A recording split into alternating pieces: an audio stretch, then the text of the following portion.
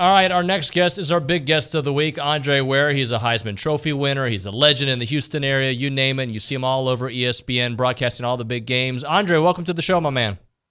Thank you. Thank you, guys. How are you doing? We're good. We're good. So I guess we should probably start things off with the crazy week that it was in college football, Andre. What'd you make of all these upsets?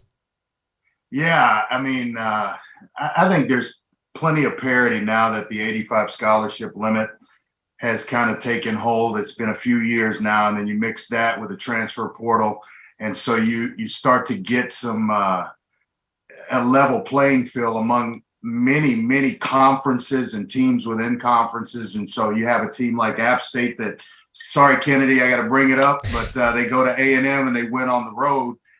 It's amazing. And then Georgia Southern taking down Nebraska is another one that comes to mind. You just have some where it's a level playing field now among college football, and I think it's going to grow even closer as the years come. Andre, I can't blame you for bringing up the A&M loss. I think anybody would, but do you think A&M has a chance to really get their offense right?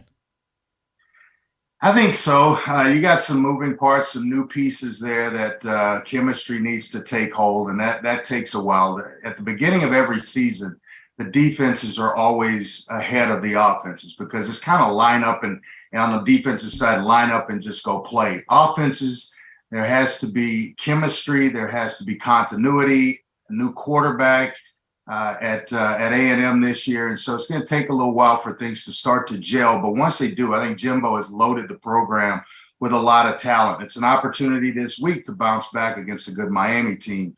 So that's one that I'm definitely going to keep my eyes on this week. Andre, how legit do you think is Miami? Because they got the quarterback in Tyler Van Dyke. They've got the new regime there. They should be on track, but I guess this will be their first real test. Yeah, with Mario Cristobal, the new head coach, he seems to be no nonsense. They've taken away the turnover chain, so they can't have any fun at Miami. So they might as well win games in the process, so to speak. But I ranted about that on my game last week about the turnover chain. I loved it, but I think that the program itself is set to make a turn. They're going to spend some money at Miami to update the facilities, which are long overdue. I think one, facilities are an attraction to recruits, and secondly, NIL.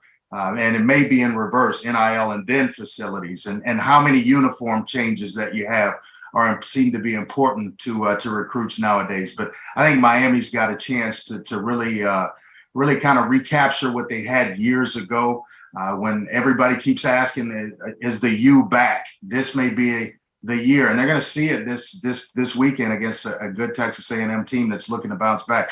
I saw a game in preparation. Syracuse takes down Louisville 2 weeks ago. Then Louisville has a chance to right the ship against UCF, and they do on the road. So I look for the same thing for A&M this week with in a nutshell, with Miami coming in, A&M righting the ship with a win over Miami.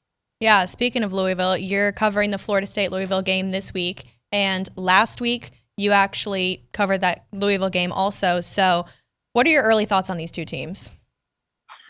Louisville, you don't know what you're going to get. They look like two totally different teams in the loss to Syracuse on the road. I think they took them a little lightly, thought that it was a Syracuse team that from years past, and it's not. They've got a good quarterback in Schrader, a good running back, and a solid defense. They've added some size and changed the look of things offensively. They're no longer trying to run 100 plays in a game. They've slowed it down a little bit with Coach Anai, their new offensive coordinator. So when you look at them, they can bounce back. They bounced back last week. Can they play well at home? I would expect them to do so. Florida State is a toss-up. They won an easy first week's game last week against a tough LSU team, or that last week they were out, but the previous week against a good LSU team, they were able to kind of settle in and become the Florida State that we expect them to be. They're in the same boat with Miami. Everybody's asking, when's Florida State going to come back? They've had 4 losing seasons in a row,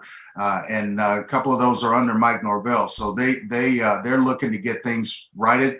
They look the part. They look bigger on the offensive line, which has always been an Achilles heel the last couple of years. And defensively, they've always been pretty good on that side of the ball. Andre, did you learn more about Texas or Alabama this past weekend in that nail-biter of a game?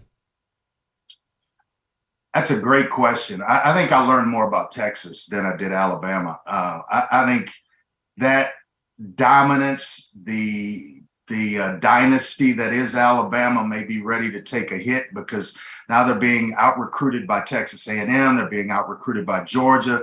Clemson's always in there, so the parity is catching up to Alabama. But I learned more about Texas and what Sark has done there, recruiting, the coaching staff finally leveling itself out, and then playing hard. I fully expected Alabama to blast Texas in Austin, and it just didn't happen. So it tells me a lot about what Texas is. They lose their starting quarterback in that game. They don't miss a beat. They're still competitive all the way to the final whistle.